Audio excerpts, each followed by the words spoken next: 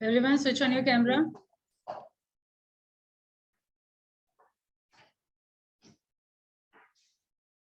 Good afternoon, ma'am. Good afternoon.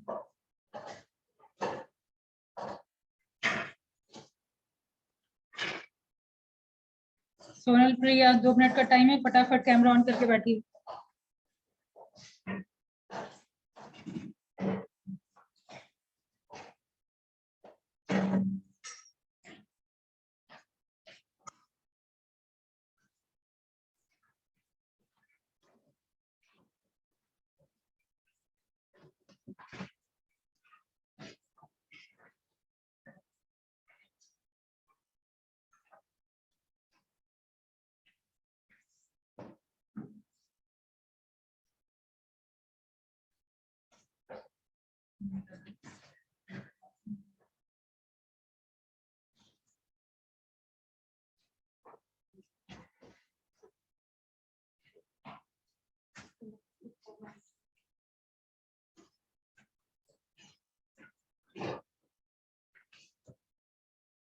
Still Sonali.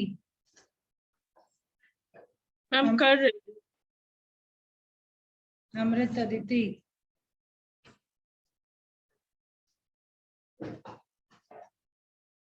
अभिषेक,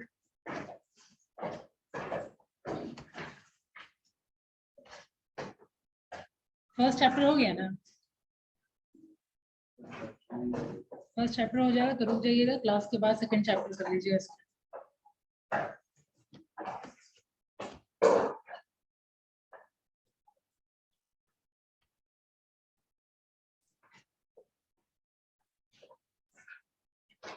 okay, previous class से कहीं कोई problem है तो पूछ सकते हैं। पीडीएफ तो ऑलरेडी सेंड कर चुकी थी। लास्ट क्लास से कोई प्रॉब्लम किसी का, कोई question?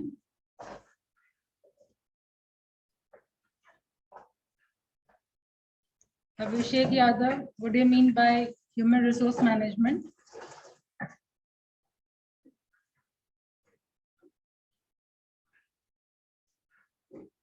Abhishek Yadav, can you hear me?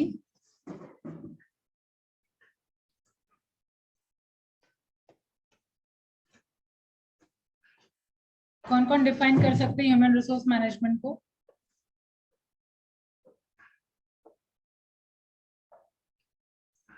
Raise your hand. Who can define human resource management?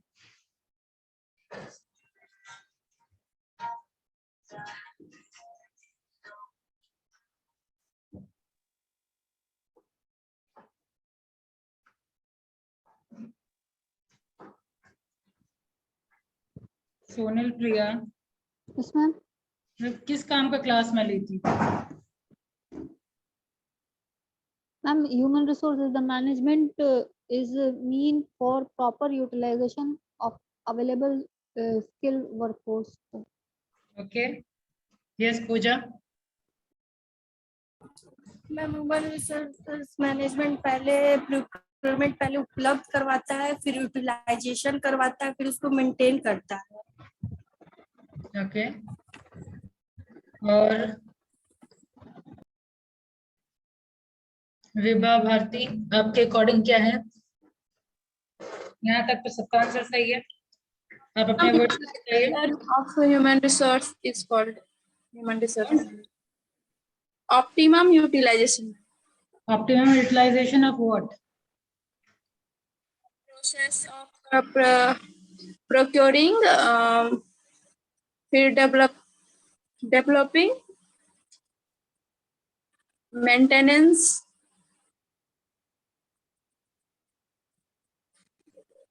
Of what? Procuring, maintenance, sentence complete करेंगे ना? कि एग्जामिनर के लिए छोड़ देंगे fill in the blanks?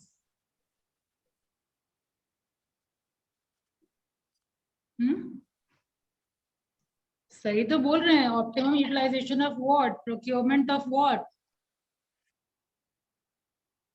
आप वर्कफोर्स बोल सकते हैं, बोल सकते हैं ना, या एम्प्लॉयज इन द ऑर्गेनाइजेशन, ये भी बोल सकते हैं। ठीक है, सेंटेंस का स्ट्रक्चर पे ध्यान दीजिए। नाउ ये कौन है? Shreya, roll number 11। आप बताइए। Human resource management is a study of people at work. Then it focus on maintain of employee and developing. ठीक है, और उसके बाद हम लोगों ने डिस्कशन किया था डिफरेंट ऑब्जेक्टिव्स पे।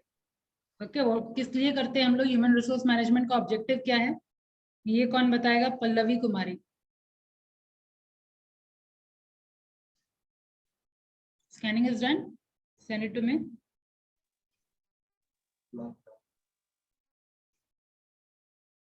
पल्लवी कुमारी, ऑब्जेक्टिव क्या है एचआरएम?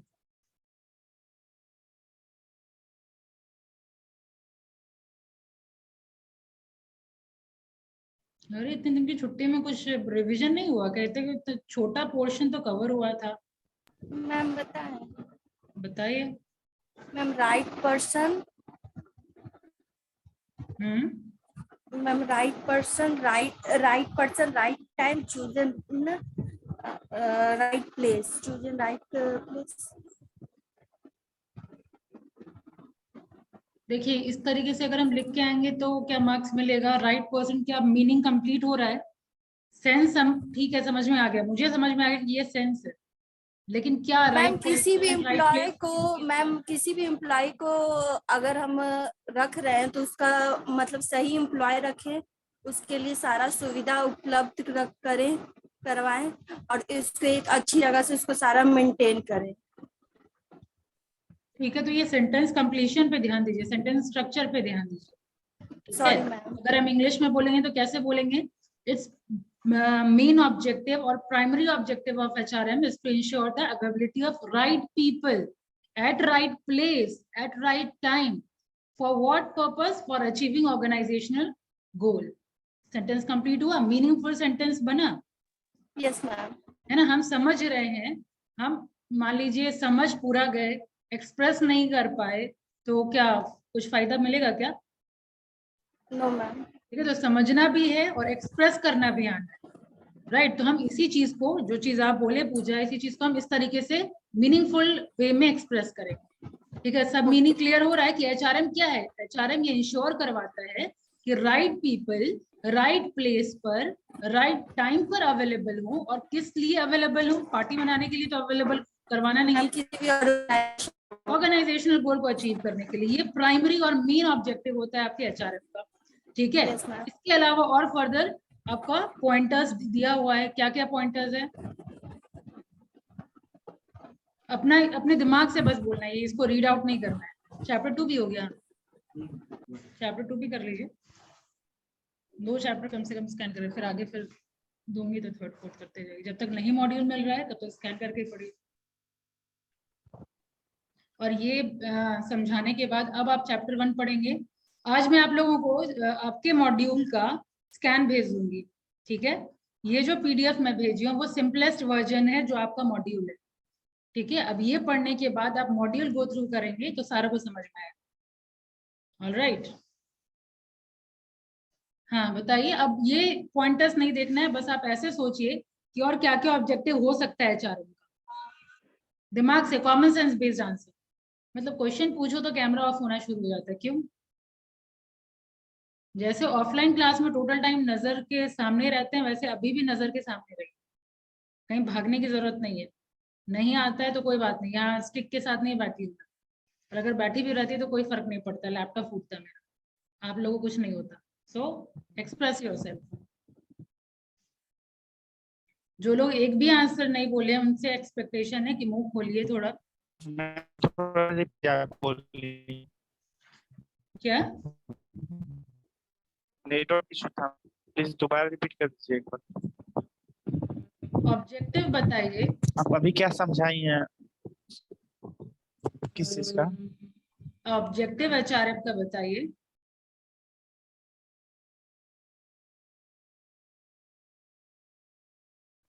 एक तो ऑब्जेक्टिव प्राइमरी ऑब्जेक्टिव मैंने अभी बताया, और क्या क्या objective HRF?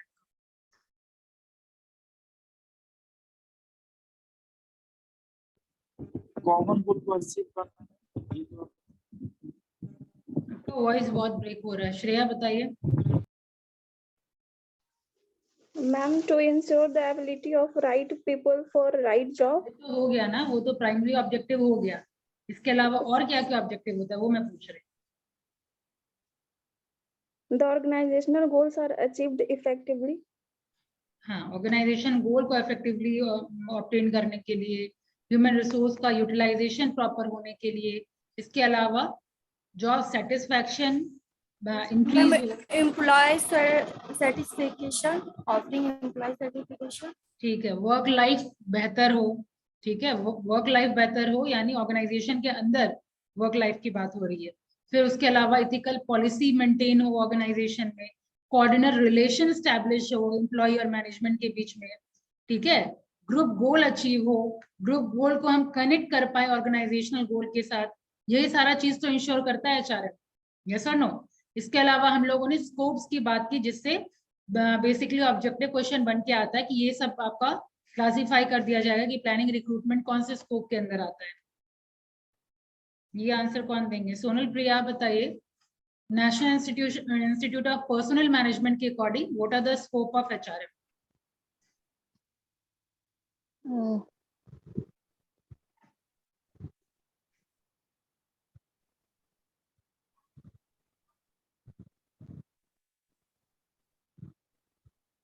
Don't know, ma'am. Why you don't know? Scope of SRM. PDF पहले भेज दीजिए मैम, पहले से पढ़ के रखेंगे तो इसका ये रिजल्ट मिल रहा है। मैम एम्प्लॉय का रिलेशन के बारे में रखेंगे, दोनों कोऑर्डिनेट सही से सबसे कर पाए पहले उसके आप नहीं, सबसे पहले एस्पेक्ट बताइए। हम national institute of personnel management, अगर मेरा क्वेश्चन ऐसा रहेगा, national institute of personnel management के अकॉर्डिंग कितना स्कोप है एचआरएम का, what are the scope according to national institute of personnel management, then what will be your answer? This is a simple question, you need to frame the answer.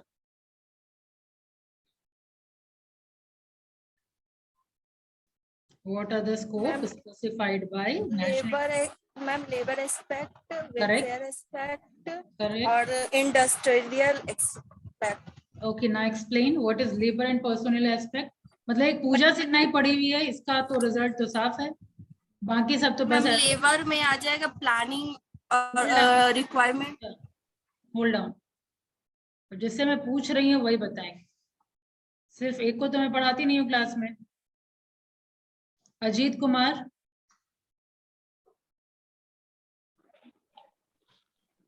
Yes, ma'am. please define all the three aspects according to NIPM.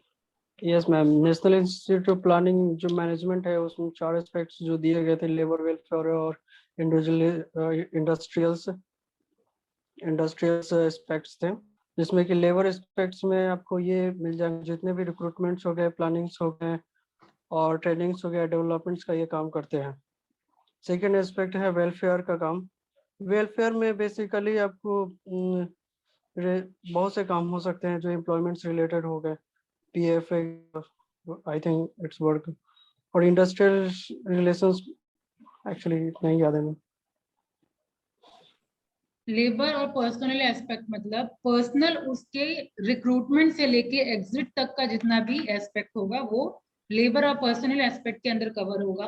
Welfare नाम ही specify कर रहा है कि organisation में labour के entrance के साथ ही उनका मेंटेनेंस करना, उसका वेलफेयर करना, चाहे वो वर्किंग एनवायरनमेंट बेहतर देना, ठीक है, चाहे वर्किंग एनवायरनमेंट बेहतर देना का मतलब क्या है, डिफरेंट फैसिलिटी प्रोवाइड करना, उनको माहौल प्रोवाइड करना कि वो काम कर पाए, ठीक है, एक्स्ट्रा बेनिफिट देना, सोशल सिक्योरिटी देना, ठीक है, जैसे कि आपका कैंटीन हो गया और क्रेचेस हो गया, एग्जांपल दिया गया था लास्ट क्लास में। मैम तो ये PF वगैरह जो एम्प्लॉयज को मिलते हैं वो भी बिल्कुल, PF भी आपका इसी में है, वो सब वेलफेयर के अंदर आ गया ना, वो सोशल सिक्योरिटी के अंदर आया। PF और E6 वगैरह मैम वर्किंग कंडीशन भी ना। हाँ, वही तो मैं बोल रही हूँ, वेलफेयर के एग्जाम्पल में जो भी आप कंसिडर कर सकते हैं वो सब वेलफेयर एस्पेक्ट में है। इसलिए मैंने कहा था कि ऑब्जेक्टिव क्वेश्चन ऐसे ही बन के आता है कि आपसे पूछा जाएगा द एस्पेक्ट या dash is the aspect which is concerned with manpower planning, recruitment, selection, or what are the aspect which deals with working condition and amenities, ठीक है, या जैसे आप बोल रहे हैं PF will come under what aspect according to NIPM. ठीक है, इस तरीके आप लोग का असाइनमेंट भी आता है ना, तो असाइनमेंट में तो ऑब्जेक्टिव क्वेश्चन पूछा जाएगा।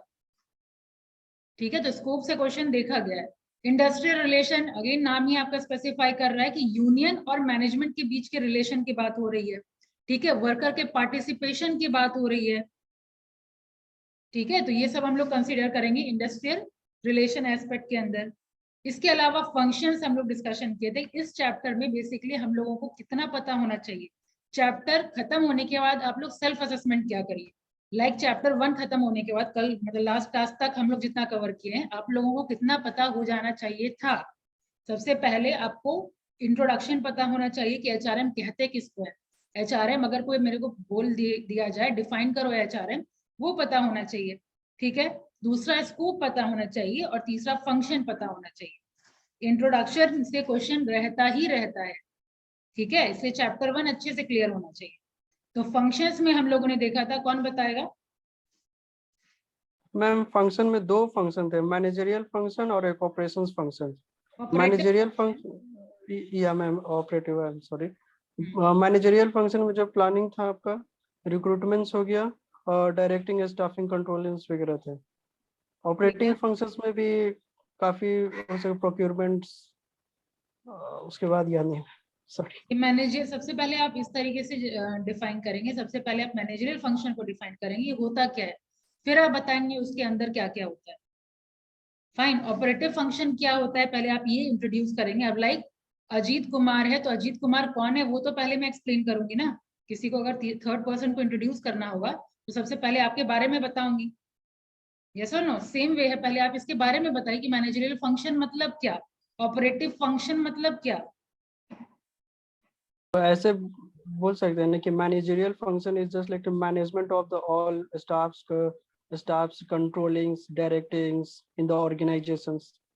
मैनेजरियल फंक्शन मतलब जो हेड ऑफ द ऑर्गेनाइजेशन जो फंक्शन बेसिकली जो प्रोवाइड करते हैं या जो करते हैं वो सब आ जाता है आपका मैनेजरियल फंक्शन के अंदर, like planning, organising, directing, controlling. Operative function मतलब जब काम शुरू हो गया। ऑपरेटिव मतलब क्या, ऑपरेशनल हो गया, काम इज नाउ ऑपरेशनल, मतलब आप सिस्टम में आ चुका है, तो उसमें हम कौन कौन सा फंक्शन प्रोवाइड करते हैं, कौन कौन सा काम करते हैं। तो वो हो गया प्रोक्योरमेंट, डेवलपमेंट, कंपनसेशन। यानी ये ऑपरेटिव मतलब क्या यार, हम लोग अब स्पेसिफाई हो गए कि एचआरएम की तरफ ही। ठीक है, और ये मैनेजरियल फंक्शन आप देख रहे हैं वो हर एक डिपार्टमेंट में नजर आएगा, not only in HRM but also in financial sector, but also in production department, okay, also in financial department, each and every department you will be able to see the managerial function. Okay, and in operative function we are specified towards HRM. ठीक है, यानी HR department में कौन कौन सा operative function वो हम specify हो गए। समझ में आया? Yes ma'am.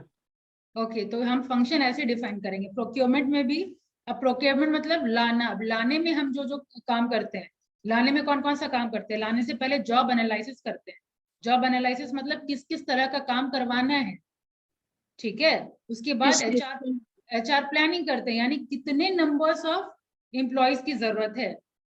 ठीक है, रिक्रूटमेंट का प्रोसीजर हम डिसाइड करते हैं, यानी पूल क्रिएट करते हैं, रिक्रूटमेंट का क्या प्रोसीजर होगा, सिलेक्शन का क्या प्रोसीजर होगा।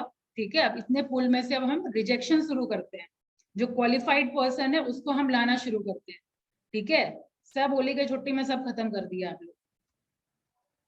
वापस से कंटिन्यूएशन में आइए, अब तो कोई ब्रेक नहीं है, अब तो रेगुलर क्लास चलेगा। फिर से मैं रिकैप करवा के तब आगे लेके चलती हूँ आप लोगों। ठीक है, एक पूजा का क्लियर है कॉन्सेप्ट, उसके अलावा मुझे नहीं लगता है, थोड़ा बहुत अजीत का भी है, बाकी सब तो एकदम नील बटे सन्नाटा नजर आ रहा है।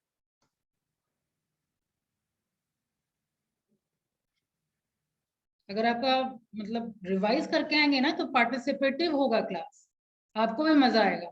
नहीं तो बाकी लोग बोलेंगे, आप चुप रहेंगे ना, खुद ही अपने आप में एक गिल्ट फीलिंग आना शुरू हो जाएगा, मोटिवेशन डाउन होगा। तो अभी तो शुरुआत है, तो कोशिश करिए हर क्लास में पार्टिसिपेट करने का, कुछ भी क्वेश्चन आए तो बढ़ चढ़ के बोलने का। ठीक है, इससे मुझे समझ में आएगा कि आप लोग कितना समझ रहे हैं और एक्सप्रेस करने में क्या कहाँ दिक्कत आ रहा है।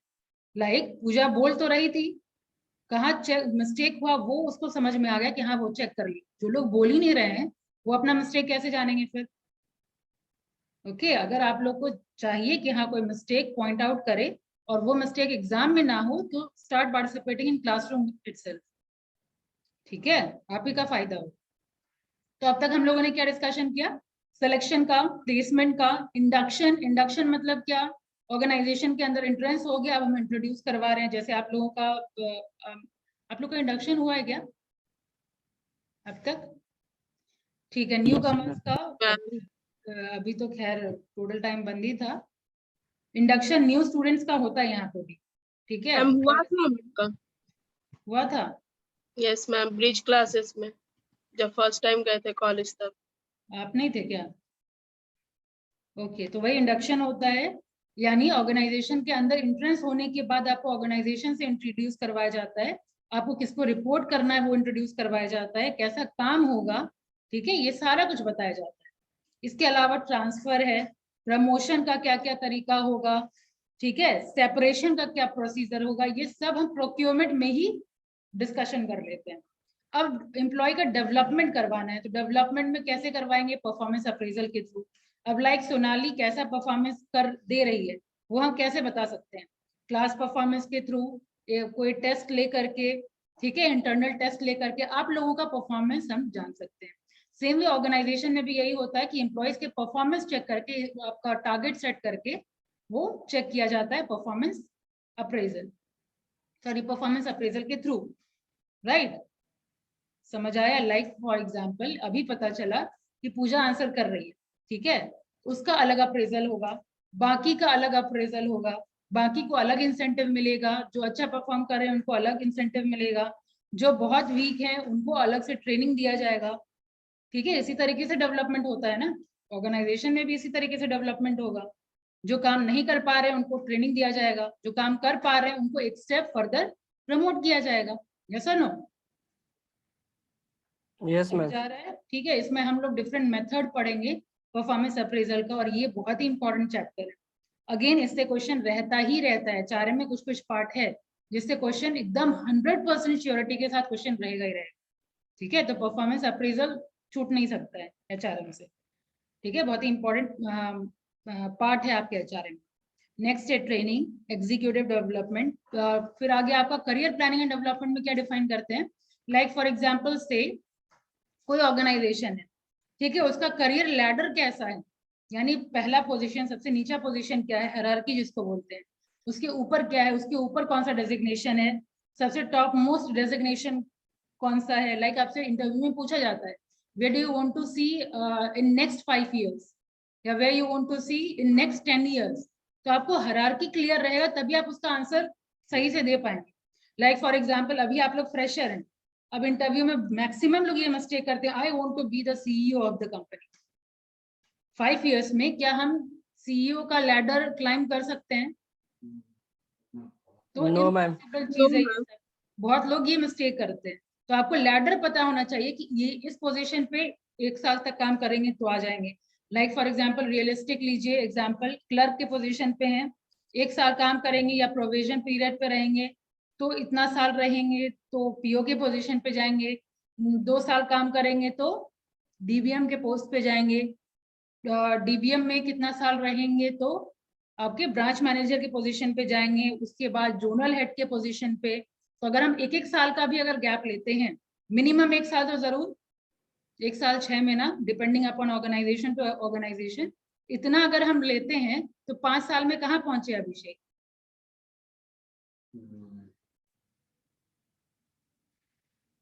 चलिए मैम एमबीए प्रॉपर आंसर तभी होगा जब हायरार्की का आइडियोलॉजी होगा।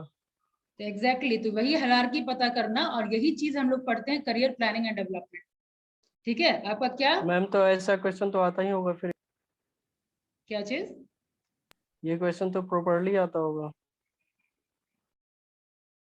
किसमें, किसके बारे, इंटरव्यू में। Yes ma'am. हाँ तो जनरली ऐसा क्वेश्चन पूछा जाता है, where you want to see after 5 years, ठीक है। तो थोड़ा रियलिस्टिक आंसर प्रिपेयर करने की कोशिश करें।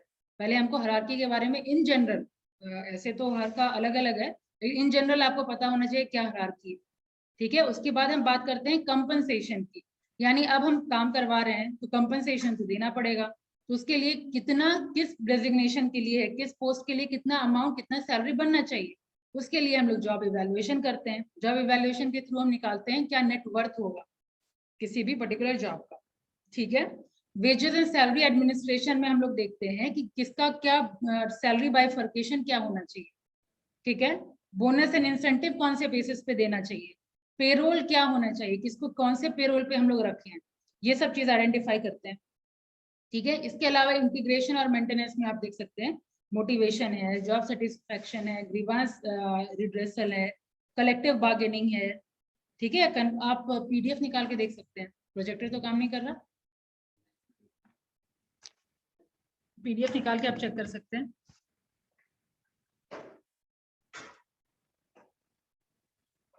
ऑलराइट, फिर कॉन्फ्लिक्ट मैनेजमेंट है, पार्टिसिपेशन ऑफ एम्प्लॉय है, डिसिप्लिन, ये सब है आपका। मेंटेनेंस में हेल्थ की बात होती है, सेफ्टी की बात होती है, सोशल सिक्योरिटी की बात होती है। सोशल सिक्योरिटी को भी मैंने डिफाइन किया था, वो भी याद है कि वो भी भूल गए?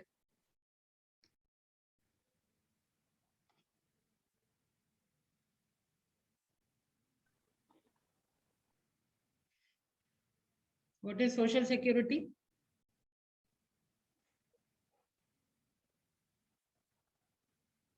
ऐसे में तो मुझे मोटिवेशन की जरूरत पड़ जाएगी।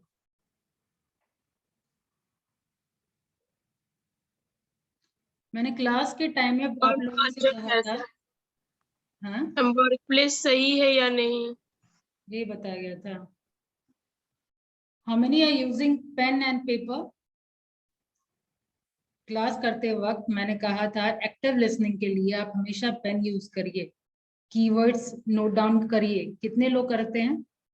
ऑफलाइन में तो लोग कर रहे थे। मैम सोशल सिक्योरिटी वो होता है कि जिसमें एम्प्लॉय को उसको अगर कोई ये उसका सेफ्टी को ध्यान में रखते हुए इसका एक एक्ट था मैम 1935 में बनाया गया था कि कितने एम्प्लॉय को मतलब उसका कंपनसेशन देना पड़ेगा अगर उसको कुछ हुआ तो।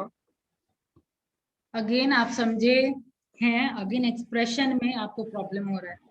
ये हम सोशल सिक्योरिटी मतलब जब हम काम कर पा रहे हैं तब तो वेल एंड गुड, आपको सैलरी मिल रही है। What if I am not in condition to do any work? Ma'am अगर हम मेरे काम करते हुए कुछ मुझे हो गया तो उसके बदले में मेरी फैमिली ये सब को, मेरे फैमिली को या मुझे क्या कंपनसेशन बीइंग एन एम्प्लॉयर आप देंगे? ठीक है। तो वो सारे के लिए एक ही एक्ट नहीं पास हुआ है पूजा, बहुत सारा एक्ट पास हुआ है ताकि इस तरीके का सिक्योरिटी हम एम्प्लॉयज को दे पाए।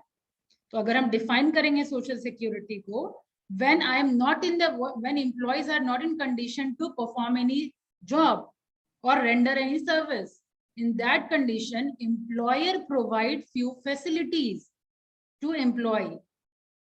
okay, उसको हम लोग कंसिडर करेंगे सोशल सिक्योरिटी के अंदर।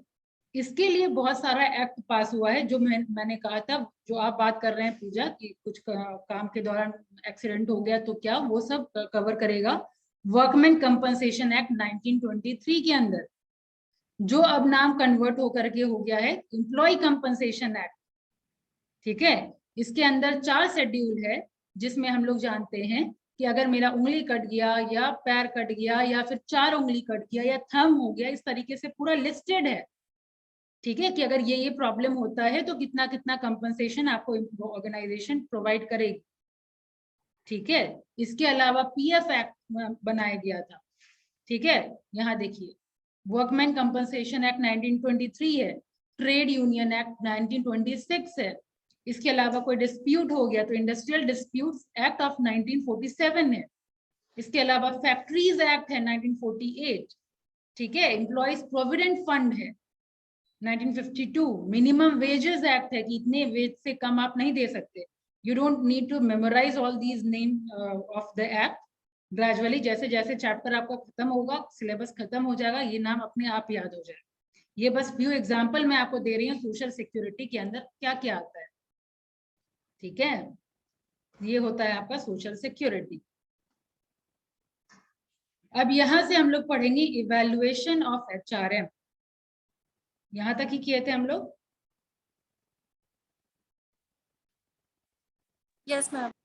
अब यहां से शुरू होता है आप लोगों का न्यू टॉपिक कि एचआरएम एक रात में तो हुआ नहीं, ग्रेजुअली डेवलप किया है।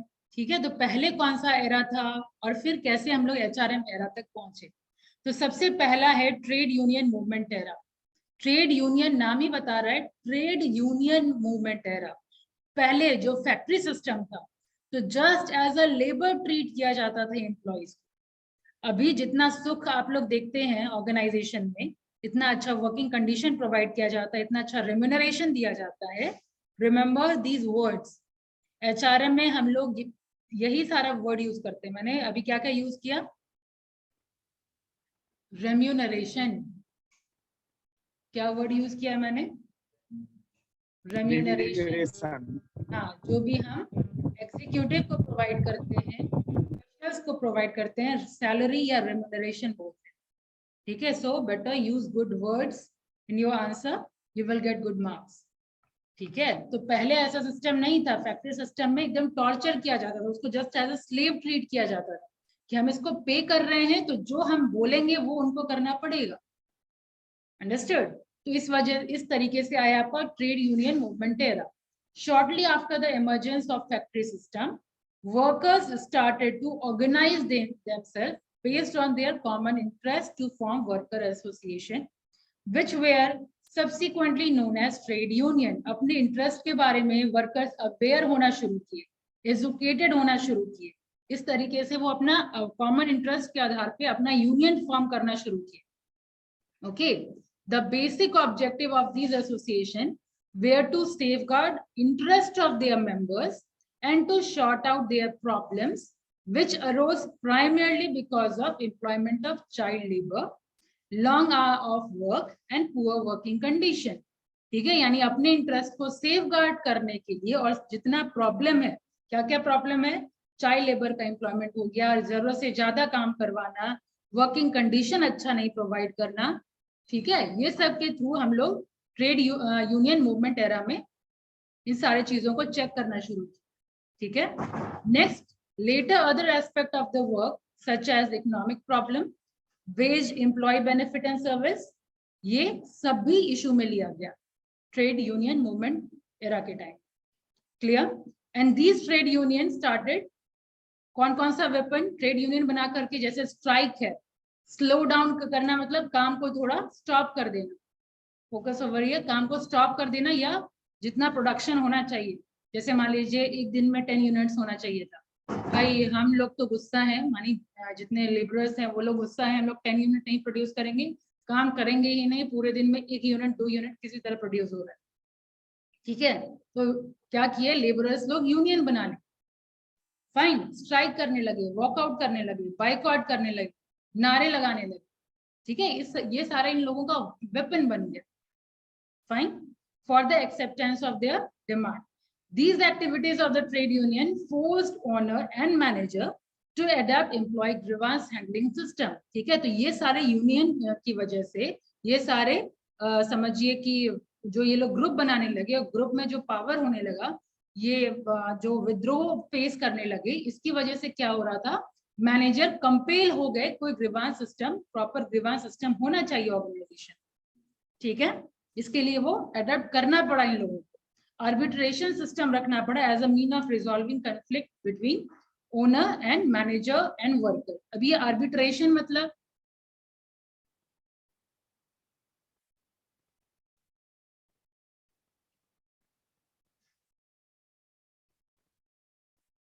आर्बिट्रेशन एक ऐसा सिस्टम है, जैसे मान लीजिए मेरे और सोनाली में झगड़ा हो रहा है, ठीक है, पूजा आई एज एन आर्बिट्रेटर।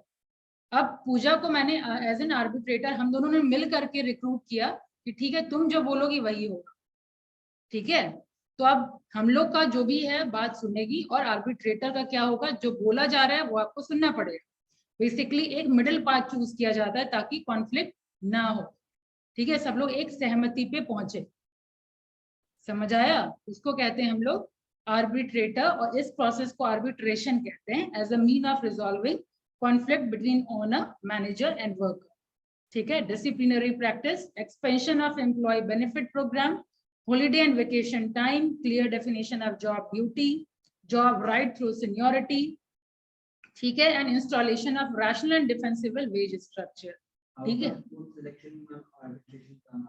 हाँ आउट ऑफ कोर्ट, हाँ आउट ऑफ कोर्ट जो डिस्प्यूट रिजॉल्व करने के जो काम आता है उसको आर्बिट्रेशन कहते हैं, ठीक है। नेक्स्ट आपका एरा है social responsibility era. Social responsibility era में हम लोग बेसिकली अब उससे एक स्टेप फर्दर आए आगे। रिमेंबर नेक्स्ट क्लास में पहले आप लोग बताएंगे ये सारा, इसलिए ध्यान से सुनिए और कीवर्ड लिखिए, ठीक है। नेक्स्ट वन है सोशल रिस्पॉन्सिबिलिटी एरा।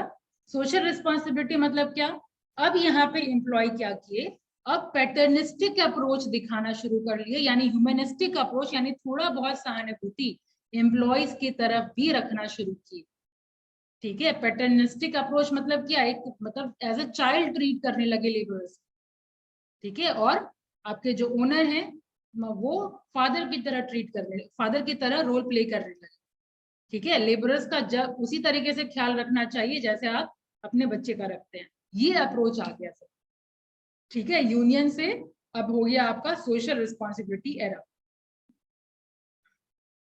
इसमें क्या क्या फैसिलिटी प्रोवाइड किए, नंबर ऑफ कंसेशन दिए, facility to labour force like reducing number of worker, improved facility at workplace. All these practices lead to development of social welfare aspect of labor management. Many critics to patternistic approach viewed that this approach was adopted to overcome the problem posed by labor union movement, as plenty of trade union emerged which frequently interrupt work performance. Employer observed that workers were going out of their control. To overcome this problem, they implemented welfare scheme. Thus, this was a compulsion rather than philosophy. मतलब समझ में आया।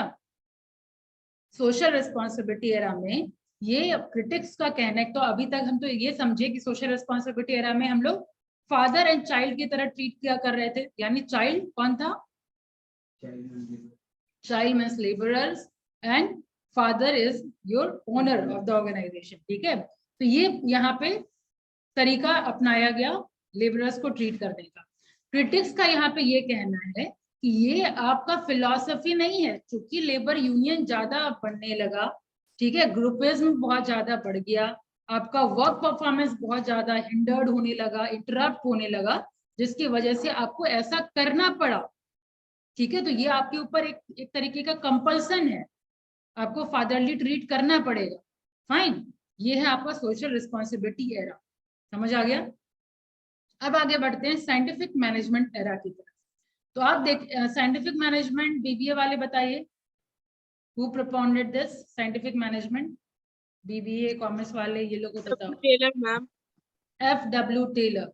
तो इसमें अगर father आपसे पूछा जाए कि who is the father of scientific management, तो FW Taylor is the was the father of आपके साइंटिफिक मैनेजमेंट। तो ये साइंटिफिक मैनेजमेंट में क्या बोला गया, one best way of doing things based on time and motion study.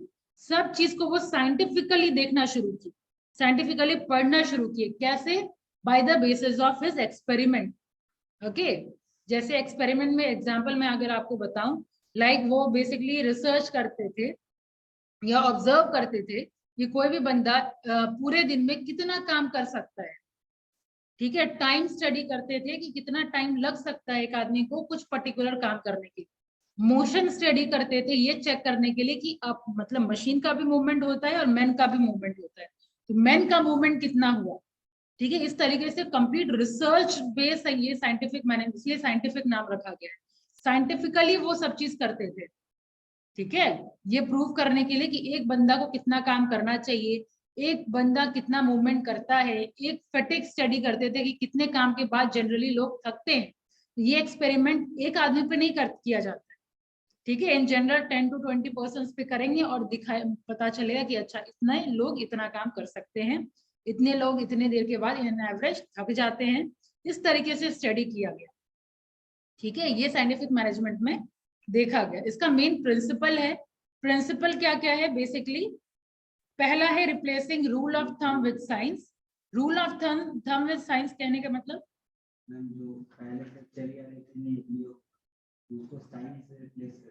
Exactly जो हमारा ट्रेडिशनल नियम कानून है, यानी इस तरीके से आप बोलिए जो गेस वर्क चलता था मैनेजर्स का, वो सब चीज को dictate- रिप्लेस कर दिया गया साइंस से कि अब आप साइंटिफिकली डिसीजन लीजिए।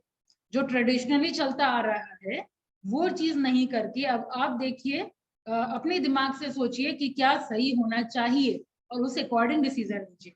इसलिए लिखा गया replacing rule of thumb with science. Second है harmony not conflict.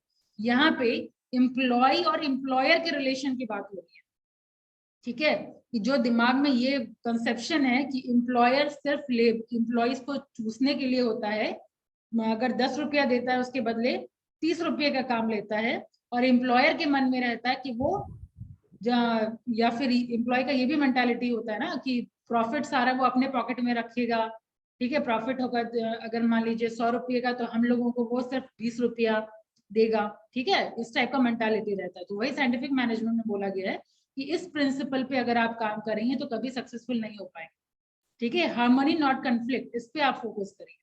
Next is cooperation not individualism. What do you mean by that?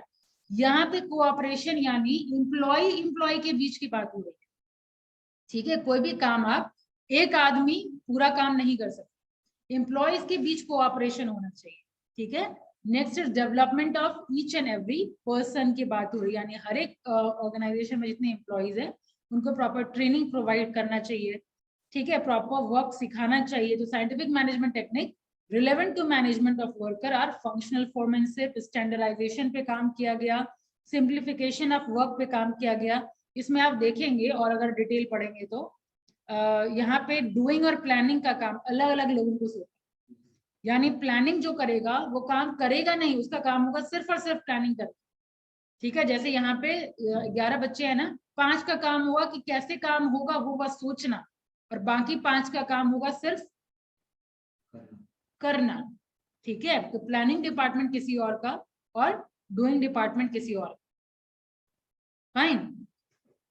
उसके बाद differential piece wage system. Piece wage system कहने का मतलब जो आदमी 30 पर मतलब 30 यूनिट प्रोड्यूस करता है उसको अलग सैलरी, जो 50 यूनिट प्रोड्यूस करता है उसको अपने पीस रेट के हिसाब से सैलरी देते हैं, उसी रेशियो में इंक्रीज सैलरी मिलेगा, इंक्रीज वेज मिलेगा, ठीक है। ये सारा चीज इंट्रोड्यूस किया scientific management. Now we are running out of time, अब ह्यूमन रिलेशन से हम लोग नेक्स्ट क्लास में करें। और जितना पढ़ाई हुआ है, जो लोग भूले होंगे वो सब याद आ ही गया होगा आप लोगों को, ठीक है। अब फ्लो में रहिएगा। मैम फर्स्ट पॉइंट क्या था मैम? कौन सा first point? Trade union movement है रहा।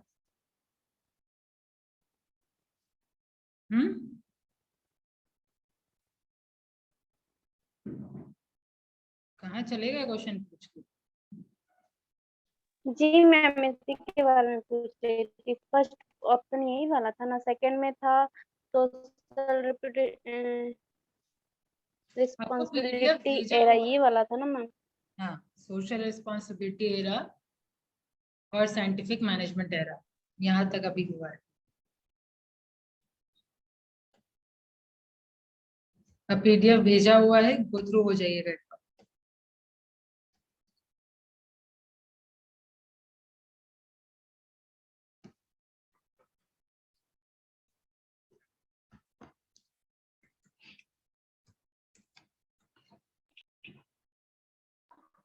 मैम फर्स्ट चैप्टर का भी एमआरक्यू होगा क्या? हाँ, मंथ एंड में जहां तक पढ़ाई होगा वहां तक का मार्क्स होगा। एवरी मंथ होता है ना, तो जिस मंथ में जहां तक पोर्शन कंप्लीट हुआ होगा वहां तक होगा। तो अगर मार्च वाला तो फिर ऑफलाइन मोड होगा या ऑनलाइन? अब तो अप्रैल है ना, कितना डेट हो गया? 21 नहीं, मार्च में, मार्च 31 होता है ना, 31 से पहले लेना होगा। तो ऑनलाइन मतलब क्या, जितने लोग ऑफलाइन है सब पहुंच जाएंगे वहां? नहीं, जो ऑफलाइन तो मतलब ऑनलाइन में तो ज्यादातर ऑब्जेक्टिव बेस्ड रहते हैं ना, तो किसी भी तरीके से पूछा जा सकता है। चलो 21 है, बताइए roll number 1। Present ma'am. 2 3 4 5 6, present ma'am. 6, 7, 8, 9, Present, ma'am. 10, 11, 11, 12, 13, 14, yes ma'am. 15, 16, 17, 18, 19, 20, 20, yes, ma'am. 21, 22, 23, 24, 24 ma'am. 25, 26, 27, 28, ma'am 27 ma'am. 29, 30, 31, 32. Yes ma'am. 31. Okay.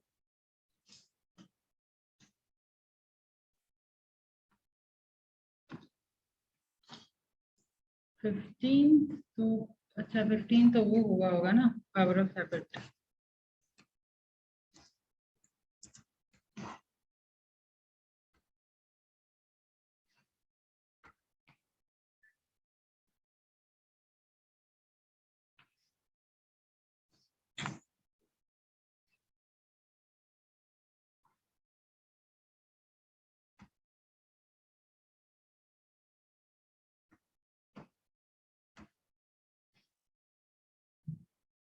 HRM में ही बनाई हूँ ना, कहीं पावर ऑफ हैबिट में तो नहीं बनाते। नहीं, alright, thank you, see you in next class. Thank you ma'am. Thank you ma'am.